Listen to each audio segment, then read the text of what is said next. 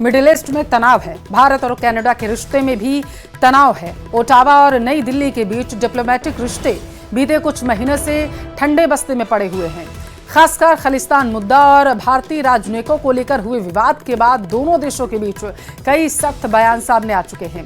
अब ऐसे माहौल में प्रधानमंत्री मोदी की ये कनाडा यात्रा सिर्फ G7 समिट तक सीमित नहीं मानी जाएगी, बल्कि इसे दो देशों के बीच जमी बर्फ को पिघलाने की भी एक संभावित शुरुआत के तौर पर देखा जा रहा है।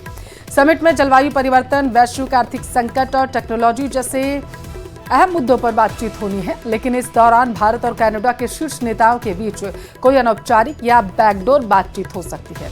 इसको लेकर भी चर्चाएं तेज हैं।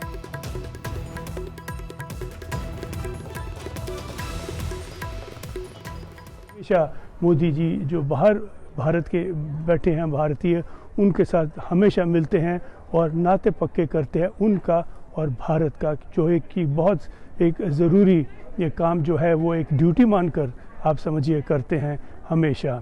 और अब जो आगे कार्यक्रम है उसमें मुख्य तौर पर मोदी जी की बातचीत होगी कनाडा के प्रधानमंत्री मार्क कार्नी के साथ।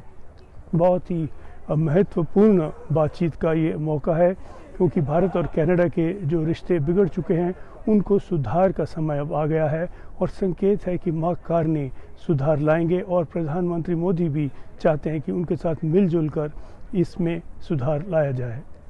भारत की आर्थिक पोजीशन बहुत ही तगड़ी है और इसको देखकर प्रधानमंत्री को यहाँ आमंत्रित किया गया। एक बहुत बड़ी इकोनॉमी है भारत, बहुत अपॉर्चुनिटीज़ हैं भारत में इन्वेस्टमेंट बढ़ाने के, ट्रेड बढ़ाने के, और जबकि कनाडा अमेरिका के साथ टक्कर में है और वहाँ पर जो आर्थिक रिश्ते हैं वो बहुत नाजुक हैं, हिल चुके हैं। तो कनाडा भी ढूंढ रहा है कि अब वो कहाँ व्यापार बढ़ाए, कहाँ पे जो है आर्थिक नाते बढ़ाएं। तो सबसे अहम, सबसे आगे भारत आता है। तो ये प्रयत्न रहेगा मार्क कार्नी का कि आर्थिक नाते बढ़ाए जाएं और उसके साथ डिप्लोमेटिक सुधार भी हो।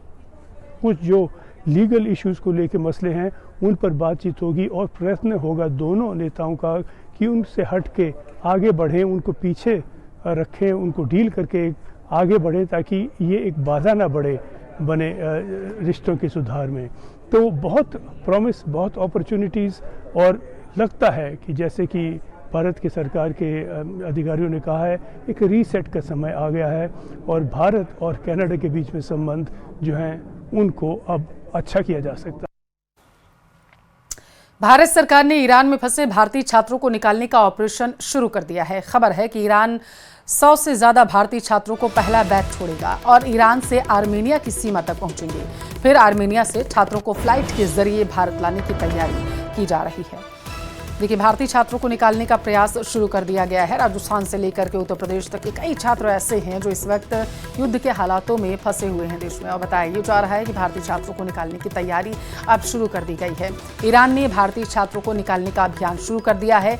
आर्मेनिया की सीमा तक पहुंचेंगे भारतीय जो छात्र हैं और उसके बाद उन्हें भारत लाने की तैयारी की जाएगी।